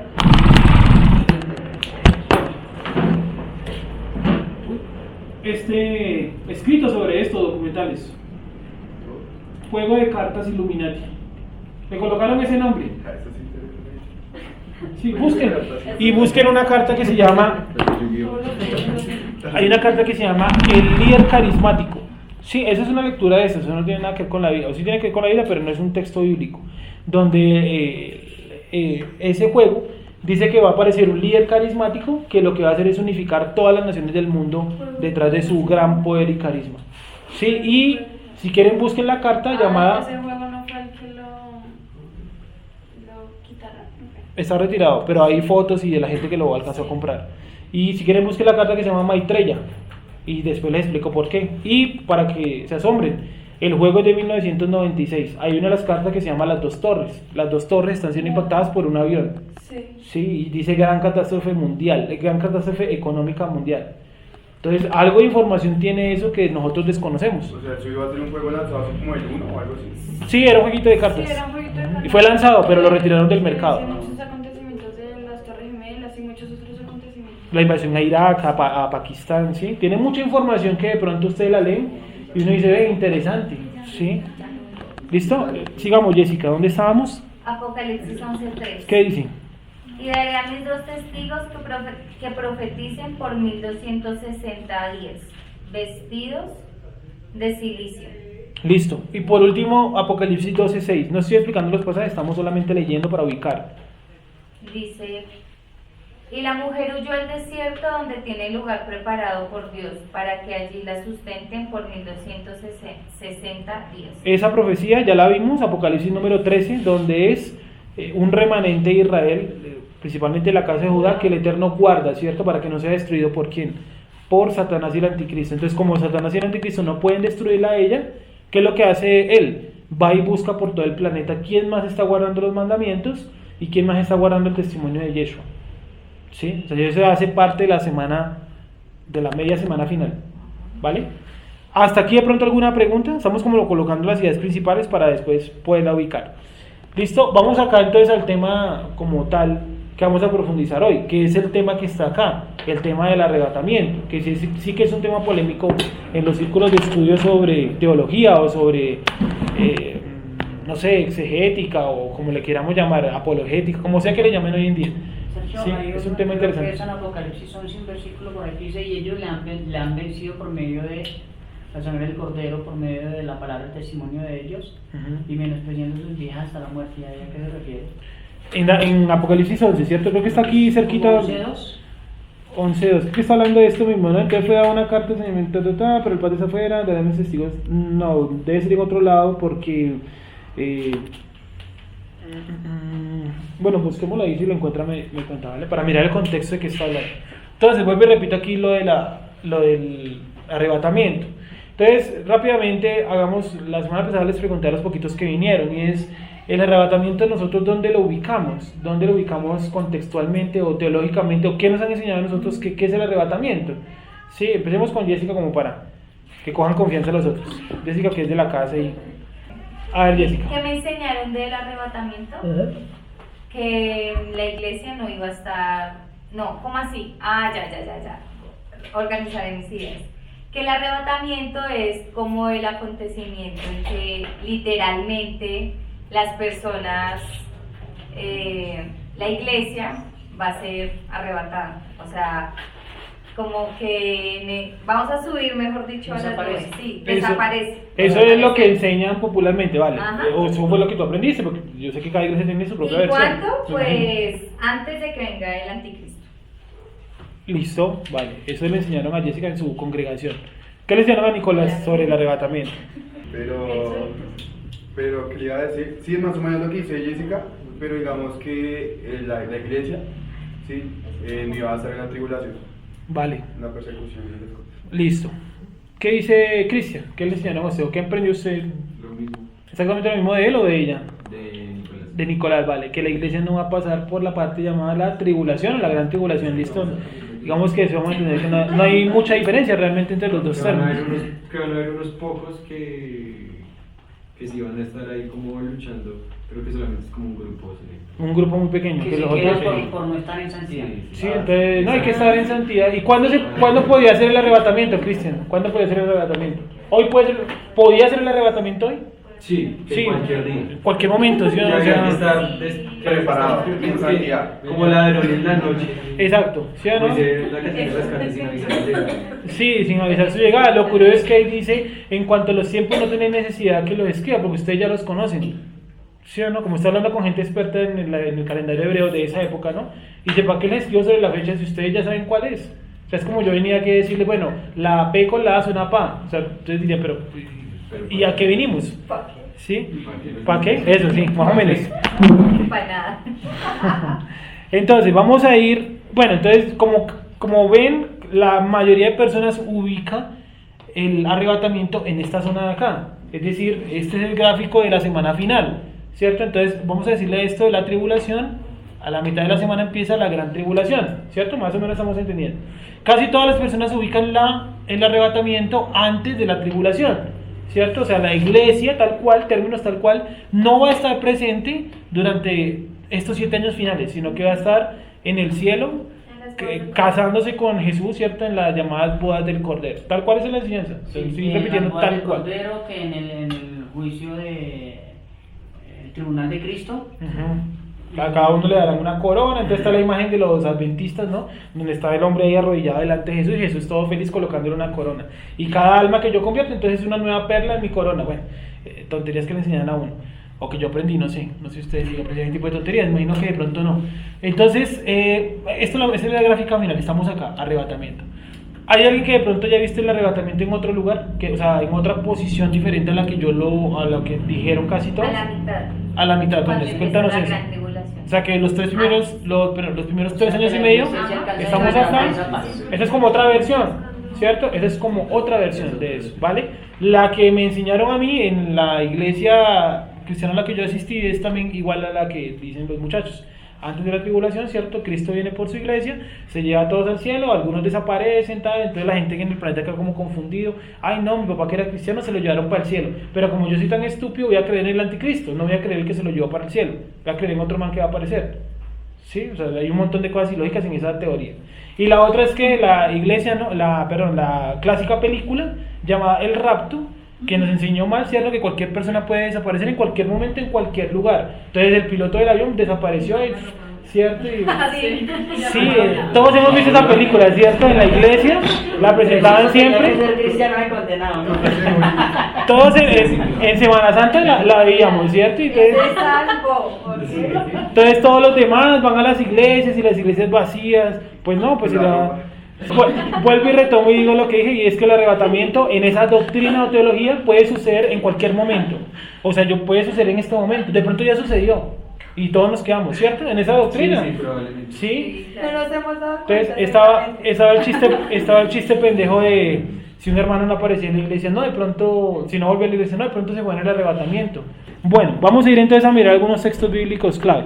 Entonces, realmente hay 4 posturas sobre el arrebatamiento. Todo lo que investigué encontré 4 general, de pronto hay más de 4, pero todo lo que yo leí encontré 4. Está antes de la tribulación, está durante la tribulación, o sea, antes de la gran tribulación, durante. O sea, como que hay un tiempito acá, Se sí, alcanzan a disfrutar de la paz. pongan un poquito cuidado a la paz, ¿cierto? Disfruten un poquito, de un momento a otro, ¡fum!, vino el arrebatamiento.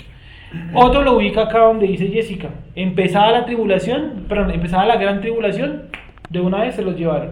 Y está la otra versión que es después de la gran tribulación, ahí sí hay algo llamado arrebatamiento. ¿Listo? Para Jessica, ¿qué es arrebatamiento? Si yo le digo arrebatamiento, ¿qué es lo primero que a usted se le viene al subconsciente, a la memoria? ¿Qué es lo primero que usted imagina? Arrebatar como a la fuerza, como sí, Como casi hurtar. sí. Vale. Yo te pido que no lo saques del mundo. ¿Cierto? Hay un versículo donde Yeshua dice eso. Yo te pido que no lo saques del mundo. Búsquenlo un segundito. Clave, ese es un pasaje clave. Clave para entender el arrebatamiento. Bueno, Juan 17:10. ¿qué era lo que usted dice? Arrebatamiento. ¿Qué se le viene a la mente a Paula si yo le digo arrebatamiento? No sé, yo tengo, antes de que hable Paula, quitar algo, listo. Yo me dicen arrebatamiento y la primera imagen que viene a mi subconsciente, de seguro la vi de niño, es como un montón de personas volando, como unos dibujos, ¿no? Volando como hacia una luz y todos así como jalados. Esa es la imagen que yo tengo en mi subconsciente, ¿cierto? Y ahí la luz brillante en la imagen. ¿Sí? Entonces, ¿qué dice Paula? ¿Qué fue lo que dijo? Que una mano gigante. Una mano gigante de llevárselo, listo. ¿Qué imagina Juan si yo le digo arrebatamiento? ¿Qué es lo primer impacto que usted tiene allá en su cabeza? Arrebatamiento. ¿Qué le botó su subconsciente rápidamente? Literal, que ni se vio que de una ya estuvo. Cierto, prácticamente como un rayo. Por ahí hay un video de. Transportación. Sí, tipo Goku. Sí. Algo así como cuando la chilindrina no matan de la changa. Eso. Un segundito, Juan. ¿Cómo, Sara? Es como, decentemente, era como un parpadeo de ojos, ya. Como un abrir y cerrar. Abrir y cerrar. Entonces, por ahí hay un video del ministerio de Paul Washer. ¿Sí saben quién es Paul Washer? Que es un predicador brasilero. Tiene por ahí unos videos sobre eso. Y entonces están todos dormidos en la iglesia y de un momento cae como un rayo, enceguece la cámara y cuando se va la luz hay unas poquitas personas sentadas lamentándose porque se quedaron en el arrebatamiento, ¿sí? Y la gente ahí, la ropa ahí, los zapatos y tal. Entonces, ¿qué es lo que dice? La escritura dice que todo ojo lo verá. Todo ojo le verá. Entonces, miren lo siguiente. Juan, ¿cómo dice versículo? ¿Qué capítulo es? ¿Qué Juan cita es? 17, Juan 14, 17, 14. Juan 17, 14. Anoten la cita porque esto tampoco está. Yo les he dado tu palabra. Dame un segundito que la busquemos. ¿Juan qué? 17. Juan 17, 14.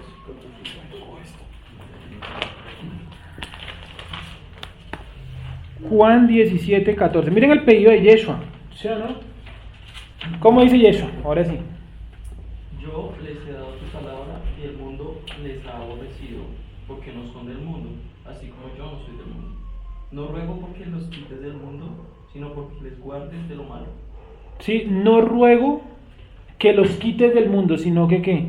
Que los guardes del mal. O sea, si Yeshua hubiera sido, si hubiera creído o hubiera enseñado esto del arrebatamiento, hubiera dicho, llévatelos ya, igual te los vas a llevar algún día, pues llévatelos ya.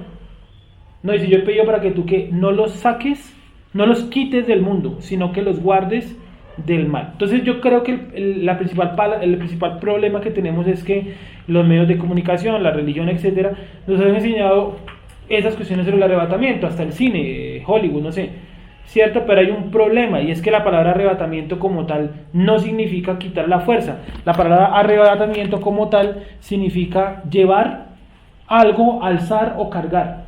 Eso es lo que significa. Entonces la palabra griega para arrebatamiento, voy a escribirlo acá, es el griego, tiene varios, pero uno de esos es el 726, griego 726. Ese tiene una raíz, que es el griego 138, y ese también tiene como una raíz ahí, y es el griego 142, ¿sí? 142. Y estas palabras son todas de esta palabra. Esta es una J. De la palabra harpazó. ¿Listo? Harpazó. ¿Y qué significa harpazó? Significa fuerza. Puede significar también levantar, o puede significar también alzar, o puede significar también tomar para sí. Tomar para sí. Realmente en ese texto, como está conjugado en el griego, debe significar tomar para sí. Entonces les explico. Realmente las aplicaciones que muestran el griego y el hebreo muestran en la raíz de la palabra. Entonces va a mostrar la palabra harpazó o harpaizó. ¿Listo? Pero si ustedes van y la miran en el griego como tal, ahí está conjugada. La conjugación de esa palabra harpazo es algo así como, es un larguero, ya les digo exactamente cómo es para no decirles otra cosa diferente a lo que está acá. La palabra como tal es, espere que se cerró la aplicación, es, o aparece ahí conjugada como harpagesometa, así aparece en el griego, harpagesometa. Y esa palabra significa, o esa conjugación significa tomar para sí, tomar por así. Entonces, si Jessica viene, se para y coge este vaso, ella hizo un arrebatamiento, según el término en español. Porque en el griego yo estoy diciendo que ella hizo un harpagesometa, tomar para sí. ¿Sí me dice entender? Que ella tomó para sí el vaso. En esa palabra, tomar para sí, yo no veo en ningún lado que sea, primero, a la fuerza, segundo, inesperado, y tercero, que sea al cielo. Sí, ya lo vamos a ir mirando porque hay unos textos que... Exacto, dice, nos tomarán las nubes, pero dice que vayamos a vivir en el cielo. Y si no, entonces porque es tierra nueva y cielo nuevo. Pues la Nueva Jerusalén enseñan como un satélite más del planeta Tierra. ¿No lo has visto? No, pues está muy loco, como mormona esa vaina. Me enseñaron. Sí, que es un satélite, no la sí, veo. que hay pegadito en el cielo, pero es ahí, No. en el espacio. Eso no tiene nada que ver. Como los transportes. Sí, tal cual. ¿Cómo es que se llama el planeta de los Transformers? Como los de la...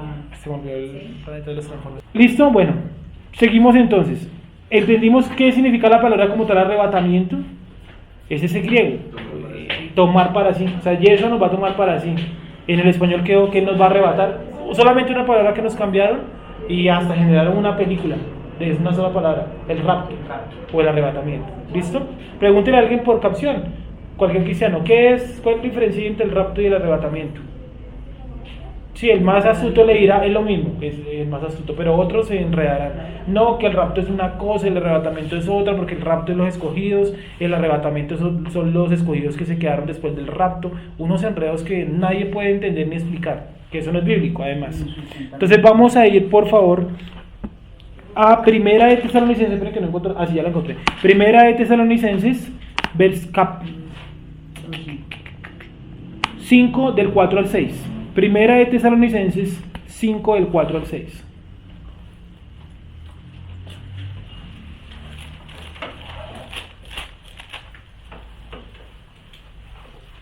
¿Es mejor desde el 1 o desde el 2? Sí, bueno, ahí está el versículo que yo había citado. Primera de Tesalonicenses 5, desde el 1 hasta el 6. Es más, vamos a leerlo desde el 4:13. Mejor todavía, desde el 4:13. Primera de Tesalonicenses, capítulo 4, versículo 13. Mucho mejor. Listo, bueno, dice así. Primera de Tesalonicenses 4:13. Tampoco queremos, si estamos ahí, sí. Tampoco queremos, hermanos, que ignoréis acerca de los que duermen, para que no os entristezcáis como los otros que no tienen esperanza. Porque si creemos que Yeshua murió y resucitó, así también traerá Dios con Jesús Yeshua a los que durmieron en él. Por lo cual os decimos esto en palabras del Señor, que nosotros que vivimos, que habremos quedado hasta la venida del Señor, no precederemos a los que durmieron. Porque el Señor mismo con voz de mando, con voz de arcángel y con trompeta de Dios descenderá del cielo, y los muertos en Cristo resucitarán primero. Luego nosotros los que hayamos quedado, seremos arrebatados juntamente con ellos en las nubes para recibir al Señor en el aire, y así estaremos siempre con el Señor, o sea, en el aire, sí, ahí flotando por la eternidad, según el texto. O sea, a primera vista parece que dijera eso, pero hay un pequeño detalle, que en el versículo número 16 dice, descenderá del cielo. Si desciende del cielo, ¿qué quiere decir eso? Que llega a la tierra, ¿sí o no? Que llega a la tierra. ¿Qué quiere decir esto? Quiere decir lo siguiente, que está entonces ubicado el regreso de Yeshua, ¿cierto? Entonces Yeshua regresa a la tierra. El regreso de Yeshua, ¿qué marca? La resurrección de los muertos. Luego de la resurrección de los muertos, ¿qué hay? La transformación de los que hayan quedado con vida. Y luego de eso, Él los toma a todos, ¿qué? Para sí. No los arrebata, los toma para sí. Pero primero, ¿qué tiene que haber? Regreso de Yeshua, resurrección de los muertos, transformación de los que han quedado con vida, y luego sí los toma para sí. Entonces el arrebatamiento no puede ser dentro de 5 minutos, porque primero tiene que venir Yeshua, resucitar los muertos, y para el regreso de Yeshua, ¿qué se tiene que cumplir? La aparición del anticristo. ¿Sí me hago entender todo lo que hace falta? Entonces vamos a pararnos un momento en el arrebatamiento, ¿cierto? En el harpazo o en el tomar para sí. Estamos parados en el tomar para sí. Antes del tomar para sí hay que pasar por unas etapas. Primero, miren todo lo que falta. Aquí está. La apostasía, que es donde estamos viviendo. Que se manifieste el antimashia, ¿cierto? Que suceda todo lo de esta semana, todo lo de la semana final. Luego que venga la resurrección. Una vez resucitado Yeshua, una vez que venga Yeshua, está la resurrección de los muertos. Después de la resurrección de los muertos, la transformación de los que están todavía con vida. Y luego ahí sí, el tomar para sí. ¿Sí me hice entender? Vamos a graficarlo para que lo... Vamos a escribir unos pasos. Entonces, número 1. Voy a escribir aquí solamente los números. La apostasía, ¿cierto? Número 2, el antimashia. Número 3, la semana final. Número 4, el regreso de Yeshua. Número 5, la resurrección de los muertos. Esos son los acontecimientos antes del arrebatamiento. Todo esto antes del arrebatamiento. Número 6, transformación de los vivos. Y número 7, el harpazo. Transformación de los vivos. El tomar para sí. ¿Listo? Miren todos los acontecimientos que tienen que darse antes del tomar para sí, leyendo el mismo texto. Es que sabe que me habían enseñado, Sergio, Señor. que el rapto como tal, Sí. es decir, como que la persona desaparece, es raptada y ahí es inmediatamente donde es transformada en cuerpo glorificado. Al revés.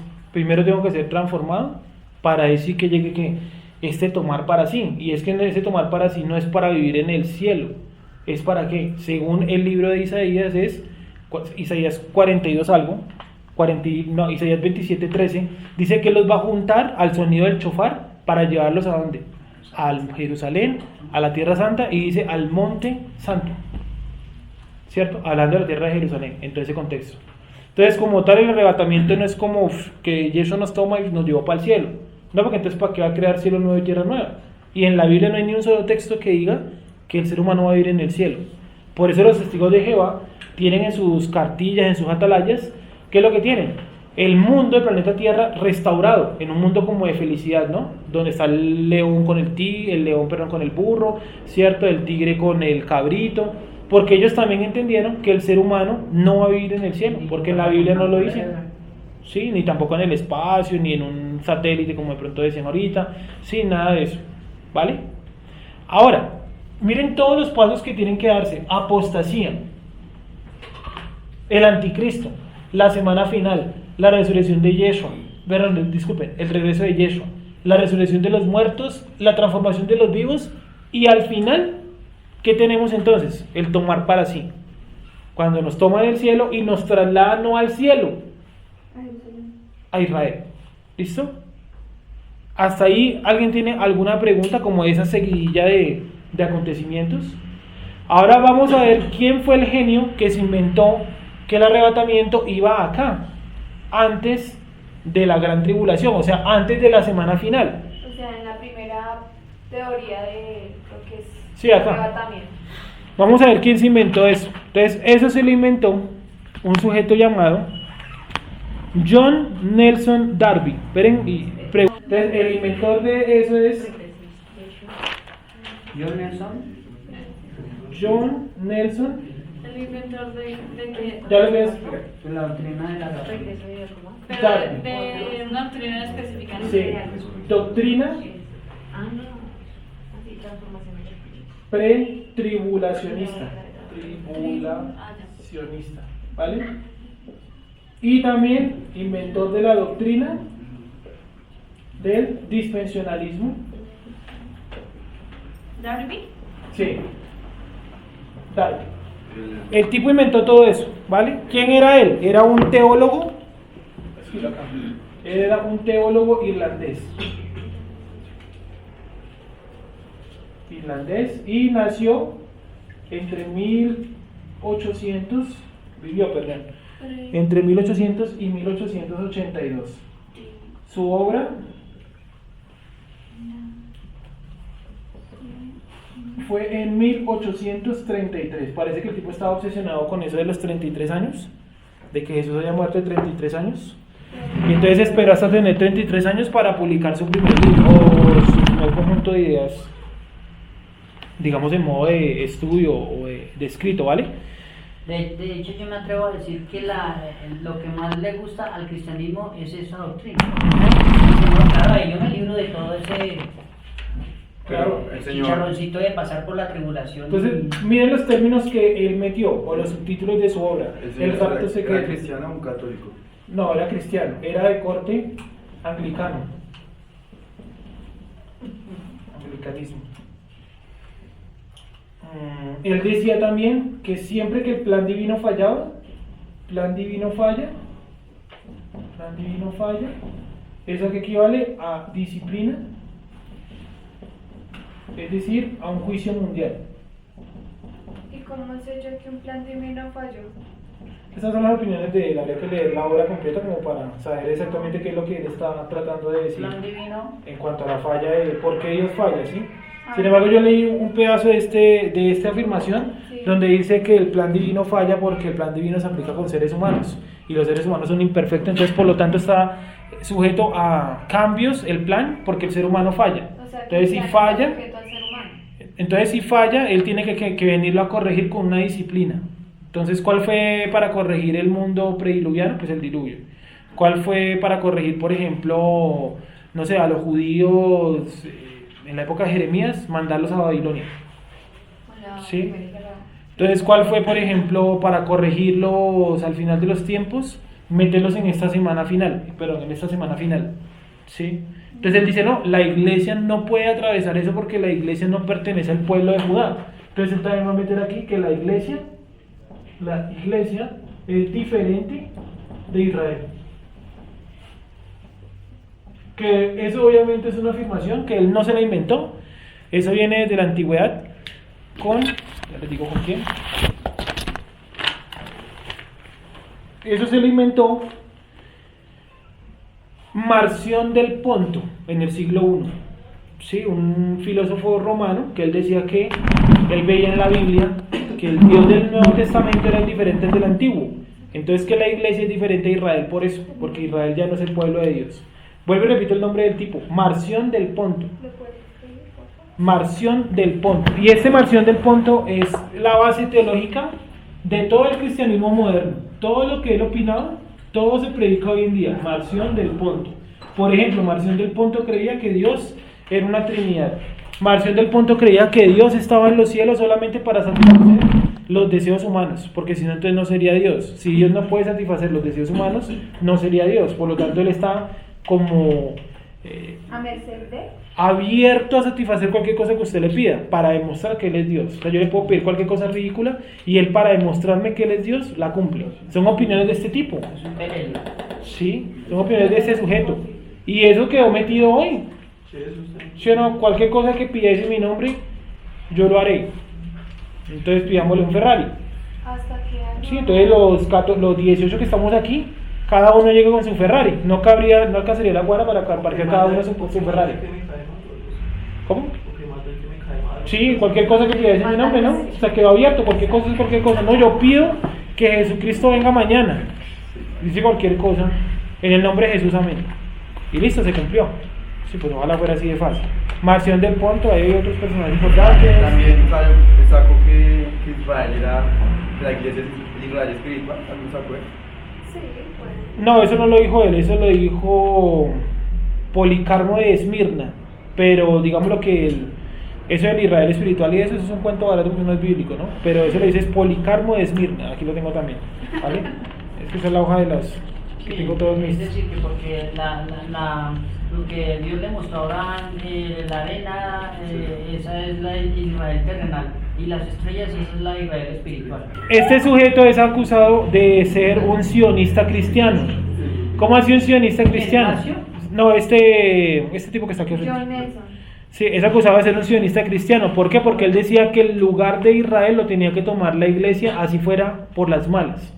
Entonces eso se le llama sionismo cristiano, tomar el lugar, la tierra de Israel y el lugar espiritual de Israel a la mala. Entonces le colocaron ese nombre, sionismo cristiano. Lo pueden buscar y está ampliamente explicado por ahí.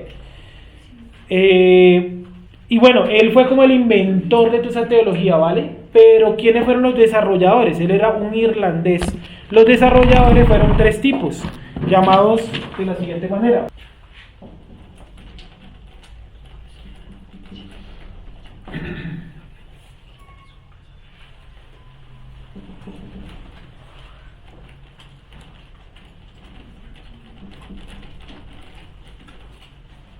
Entonces, ¿cómo se llaman los 3 desarrolladores de esa idea? El primero se llama Cyrus Scofield, que es un gringo. ¿Desarrollan qué teoría es? ¿Disculpa? Todas las teorías de ese tipo. Ah, ok. O sea, él fue como la gran inspiración. Lewis, el segundo, chicos, O es sea, Perry Schoeffer, otro de los desarrolladores de sus ideas. Es como si yo escribiera un libro y aquí 3 personas dijeran, yo me voy a centrar en lo que él dijo sobre el amor. Fulanito dice, no, yo me voy a centrar en lo que él dijo sobre la verdad. Y fulanito va a hablar sobre lo que yo dije sobre la mentira. ¿Sí? es decir, que cada uno de estos personajes lo que hizo fue como profundizar conceptos que lanzó John Nelson Darby. Sí. Ah, ok. todos son gringos. Todos comparten esto, que los tres son trinitarios. Trinitarios. Los tres son anti-Israel. Ellos opinan que el pueblo... Es que antisemita es otra cosa más. Ah, ok, listo. Y los tres son fundamentalistas. ¿Cómo así fundamentalistas? Que es lo que ellos digan, esa es la verdad absoluta. Fundamentalistas. Sí, los tres son también anglicanos, con cierta inclinación al calvinismo y con una cosita por ahí pequeña de luteranismo. ¿Listo?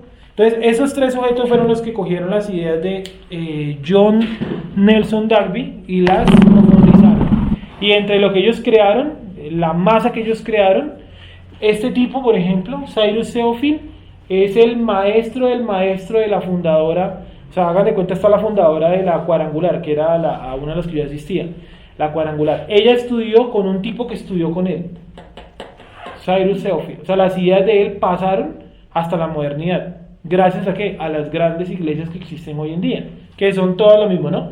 Trinitarias, algunas, no todas, son anti-Israel, todas son fundamentalistas. ¿Cómo así fundamentalistas? Nosotros somos la iglesia de Cristo, punto, ¿cierto? Pero aquí al lado hay otra iglesia. No, esa no. Es esta la que salva, esta es la de la verdad absoluta. ¿Sí? Entonces no vayan a tal iglesia, ¿cierto? Si usted se cambia de ciudad no puede cambiar de denominación, sino que tiene que ir a una de nuestras mismas denominaciones. Que si usted hizo el bautismo en avivamiento y usted va para G12, de pronto ya le vuelven a hacer le toca volver a hacer el bautismo, ¿sí o no? Para pertenecer a esa iglesia. Sí, un montón de cosas que no tienen nada que ver con la Biblia. Entonces todos estos tipos, los cuatro, fueron los inventores de esto que está acá. El rapto secreto, que el plan divino falla y que Dios tiene que hacer juicios para condenar a Israel, y lo mejor de todo fue que ellos inventaron el rapto pretribulación, como está acá arriba, doctrina pretribulacionista, y también del dispensionalismo. Miren todo lo que ellos crearon, todo creado por hombres.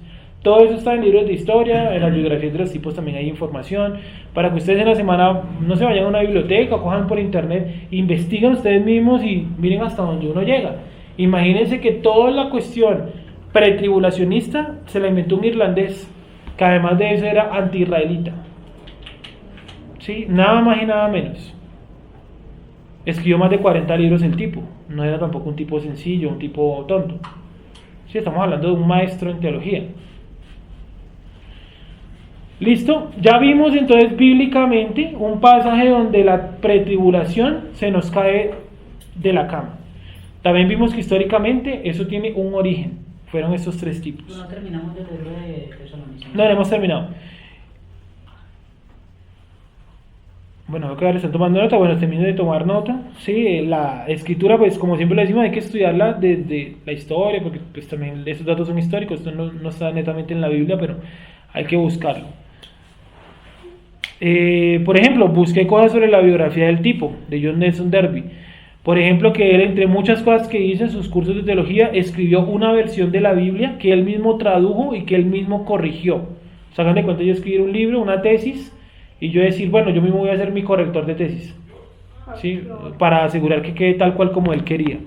Que en la primera parte de su vida fue un evangelista, prácticamente puerta a puerta, pero se dio cuenta que la gente no le creía mucho así o no le ponía mucha atención. Entonces empezó mejor a sacar folletos y libros para empezar a desarrollar y llevar sus ideas. Dentro del anglicanismo es considerado clérigo supremo y sacerdote supremo. No sé las categorías del anglicanismo cómo son, pero allá lo consideran clérigo supremo y sacerdote supremo. Y finalmente que todos sus estudios de teología los desarrolló en el Colegio Trinitario de Cambridge, en Inglaterra. Colegio Trinitario. ¿Listo? Y entre los críticos a su obra está nada más y nada menos que Spurgeon, donde decía que las afirmaciones de él eran muy ligeras y que eso era prácticamente para convencer a la masa que no leía la Biblia. Eso opinaba Spurgeon, ¿sí? Entonces ahí los dejo para que lo puedan buscar después en sus tiempos libres.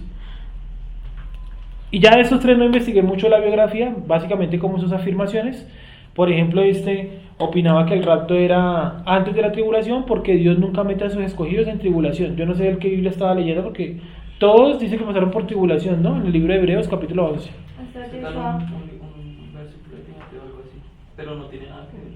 Creo que sí, creo que hay otro donde dice no dejará al justo, ¿cómo es? No dejará al justo abandonado en medio de la tribulación. Creo que hay un pasaje de los Salmos que dice eso. No dejará para siempre, no dejará caído para siempre el justo. Ese es otro. También dice, yo levantaré te sacaré el pozo cenagoso, ¿cierto? Y afirmaré tus piernas o tus pies sobre la piedra, sobre la roca. Si nunca se han puesto a mirar esa palabra roca ahí, ¿qué puede significar? Bueno, en fin. Entonces vamos a seguir. Vamos a leer el 17 nuevamente, por favor. Jessica.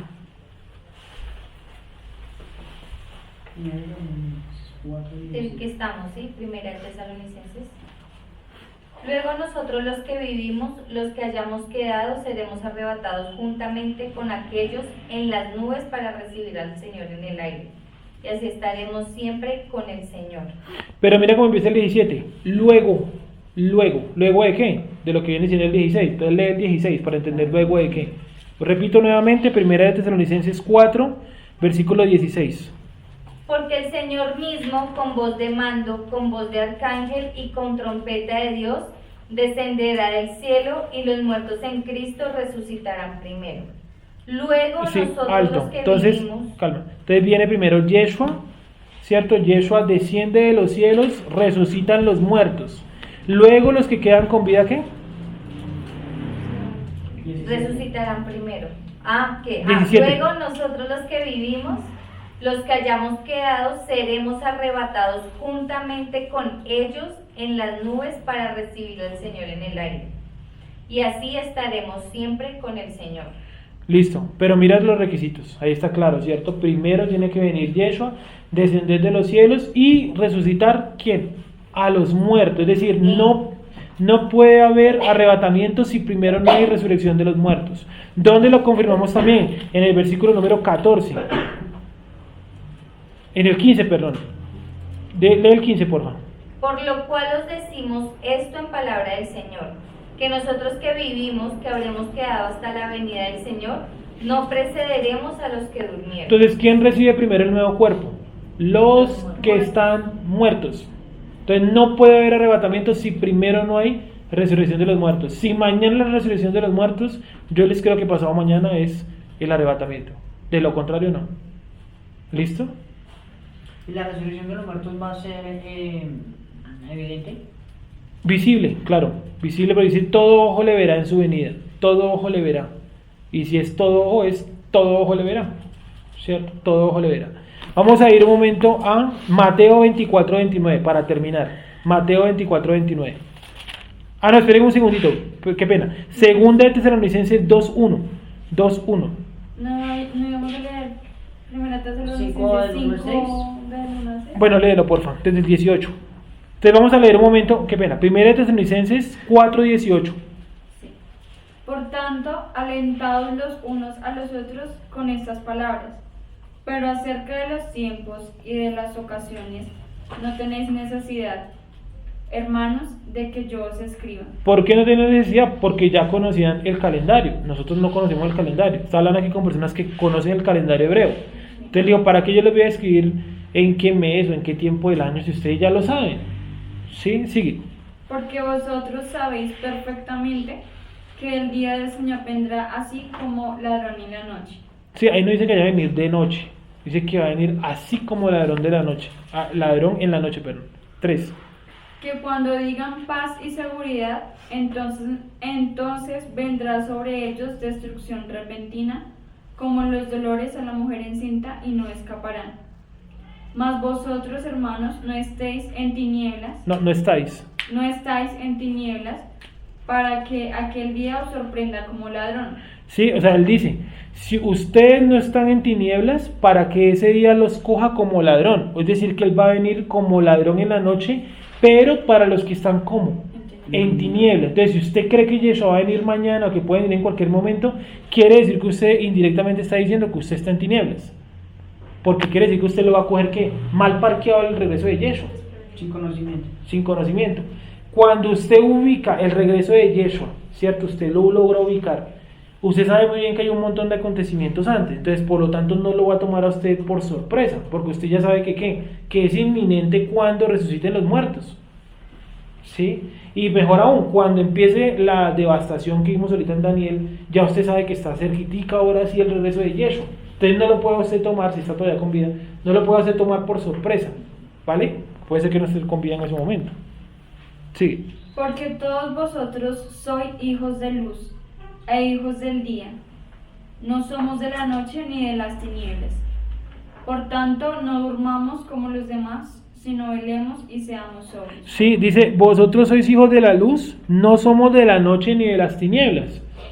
O sea que la única manera como usted lo coja desprevenido el regreso de Yeshua es que usted esté ¿qué? En tinieblas. Sí, está la parábola de las 10 vírgenes, 5 que tenían aceite y 5 que no, ¿cierto? Se quedaron dormidas las otras 5 y llegó el novio, ¿cierto? En la parábola y se fue con las 5 que tenían ¿qué? Luz, o sea, lo estaban esperando, sabían muy bien cuál era la hora de su llegada, ¿vale?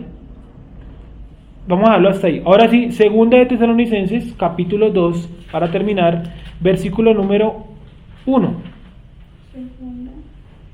Entonces se nota que la carta es consecutiva a la anterior, porque viene hablando más o menos del mismo tema, el regreso de Yeshua. ¿Sí? Quiere decir que en la comunidad donde estaba, o sea, en la comunidad de Tesalónica, había muchas preguntas sobre el regreso de Yeshua. Normal, en el libro de Romanos, por ejemplo, la duda no es el regreso de Yeshua, la duda es nosotros como recién conversos a la Torah, ¿qué somos? Entonces el libro de Romanos les explica, ustedes hacen parte de Israel porque Yeshua con su muerte los injertó. Sí, en Gálatas, por ejemplo, la duda no era esa, la duda era nosotros como creyentes en la Torah tenemos que cumplir las normas judaicas.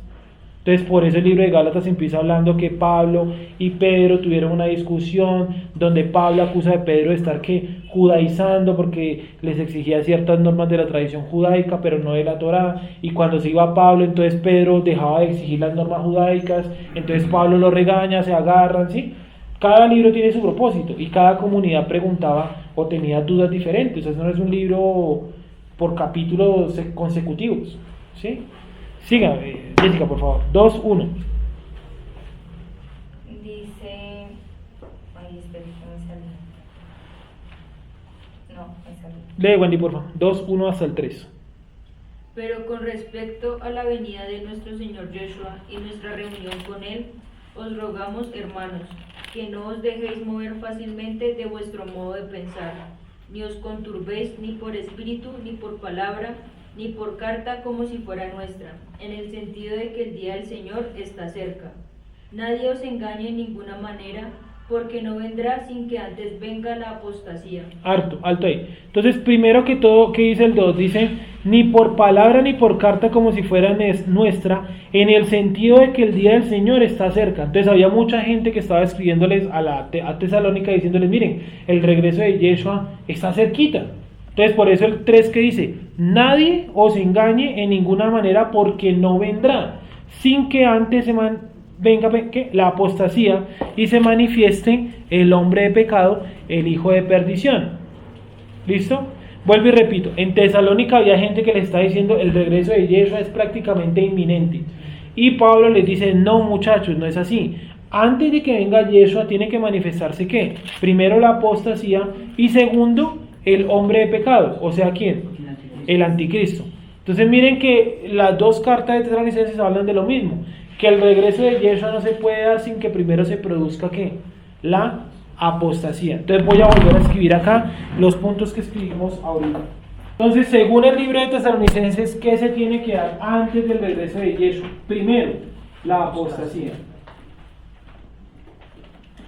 Segundo, el antimashiach, ¿cierto? El anticristo. El antimashiach. Y tercero, según el libro de Tesalonicenses, es que el regreso de Yeshua. ¿Vale? El regreso de Yeshua, ¿qué contiene? La resurrección de los muertos, primero que todo, resurrección de los muertos, la transformación de los vivos, transformación de los vivos, y por último el harpazo, ¿cierto? Tomar para sí para llevarlos en su nuevo cuerpo, ¿sí? Voy a ponerlo tal cual, en su nuevo cuerpo, no al cielo, a Israel, ¿vale? ¿Qué quiere decir eso? Que antes de que venga Yeshua tiene que aparecer el antimashiach. Ya apareció el antimashiach, lo más probable, vamos a suponer que hoy, cierto, ya nació, pero no se ha manifestado, como el antimashiach, el líder mundial, el jefe de todo, cierto, no se ha manifestado todavía con esa cara. Quiere decir que hasta que la apostasía no termine, no se va a manifestar el antimashiach con toda su potencia, y hasta que no termine todo lo del antimashiach, entonces ahí sí no viene Yeshua. ¿Cuándo es que el antimashiach se manifiesta en toda su potencia? Durante la semana final, ¿cierto? Y esto es el regreso de Yeshua al final de la semana final. ¿Listo? Ha quedado claro entonces que incluso bíblicamente el arrebatamiento no puede ser pretribulación. Eso fue una idea de estos tipos que escribimos ahí. Los nombres principalmente del que está acá a este lado. John Nelson Darby.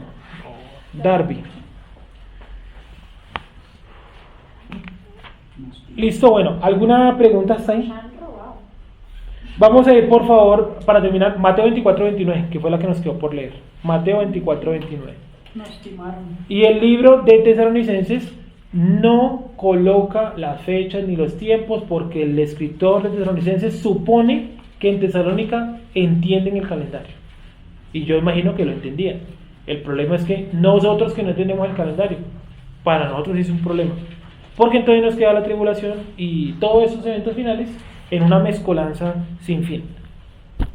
Entonces, el arrebatamiento realmente, o esto de tomar para sí, ¿realmente con quién es? ¿Con la iglesia?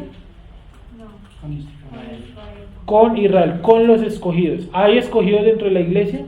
Sí. Obvio, ¿cierto? Obvio, lógico. No lo saben. Lógico. Pero él no viene por la denominación o por el título llamado iglesia. Él viene por su nación. ¿Se acuerdan que decía en Daniel? Hay 70 semanas preparadas ¿para qué? Para tu pueblo y para tu santa ciudad. Y empieza. 7 semanas, ¿cierto? ¿Vale? Mateo 24:29.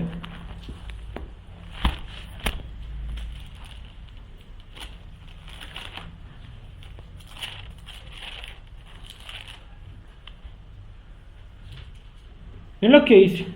E inmediatamente después de la tribulación de aquellos días, el sol se oscurecerá y la luna no dará su resplandor, y las estrellas caerán del cielo y las potencias de los cielos serán conmovidas.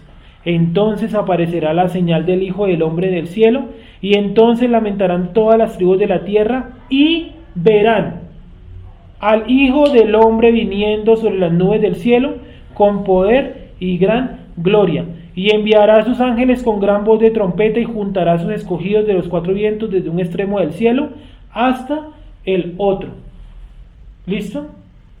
¿Por qué los manda a juntar? Porque están ¿qué? Resucitados y están transformados en un nuevo cuerpo. Los manda a juntar en lo que la gente denomina el arrebatamiento, el harpazo, el tomar para sí.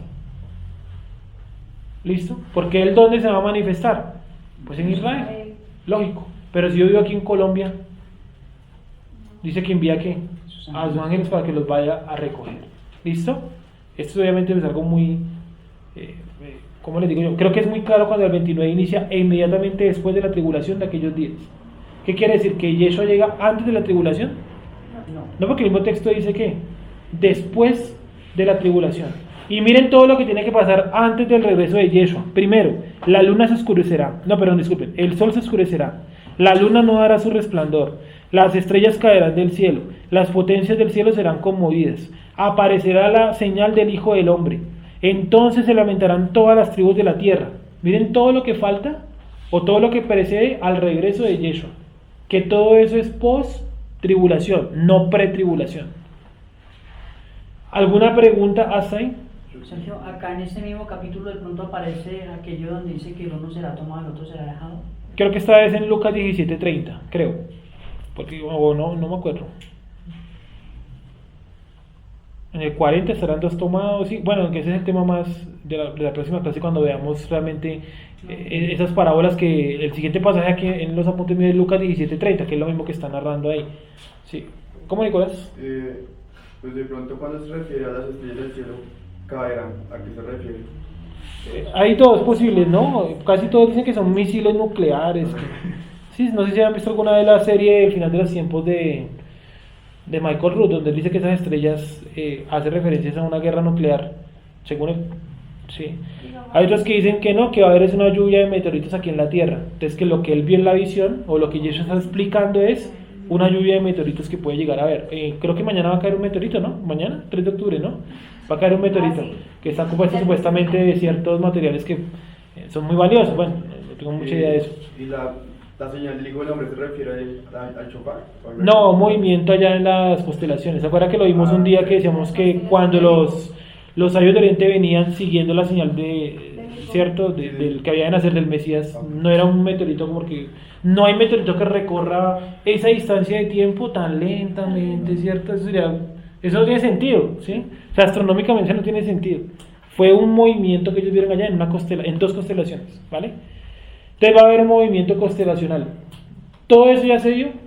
No. Todo eso falta para que venga entonces Yeshua en su segunda venida. Repito, aquí está, resurrección de los muertos, transformación de los vivos, y ahí sí el harpazo, y miren lo que dice, que los juntará de los 4 vientos desde un extremo del cielo hasta el otro, pero dice todo ojo le verá, todo ojo le verá. Sergio, ¿Listo? ¿cómo se puede interpretar ahí lo de el sol se oscurecerá y la luna? También todos esos son movimientos estelares, puede ser un eclipse o puede ser otro acontecimiento que el sol como tal se oculte su luz, pero por algún movimiento estelar. Es que eclipse es netamente con la luna o un cruce de algún otro cuerpo por el cielo, ¿sí? Entonces no necesariamente tiene que ser un eclipse lunar, puede ser algún otro acontecimiento terrestre, y no quiere decir que pase, se oscurece el día y ese día llega Yeshua, puede ser hasta con tiempo antes, que venga avisando, ¿sí? Como eso de las lunas de sangre, cada año hay lunas de sangre, ¿sí? 2 por año, por lo mínimo, astronómicamente es así. ¿Y qué es lo que sucede? No quiere decir que cada año venga Yeshua. ¿Sí me dicen? Bueno, vamos a dar hasta ahí, ¿listo? Quedó claro que el arrebatamiento no es antes de la tribulación, era como el punto central hoy, poder ubicar el arrebatamiento, porque eso sí que es un problema. Entonces, cuando usted escuche a alguien decir que el arrebatamiento va en cualquier lugar que no sea después de la gran tribulación, todo surgió de este señor y de sus amigos teólogos de este lado. Cuando dice el sol se oscurecerá, más bien no será como cuando deja de funcionar el sol para hacer como nuevos cielos en la tierra, porque pues dice que ya no habrá sol porque con la luz. No, porque parece que cielo nuevo y tierra nueva es después del milenio. O sea, aquí hasta ahora está empezando el milenio. O sea, esto marca el inicio del milenio. Es decir, el sol va a seguir ahí funcionando durante el milenio, ¿vale? Vamos a orar.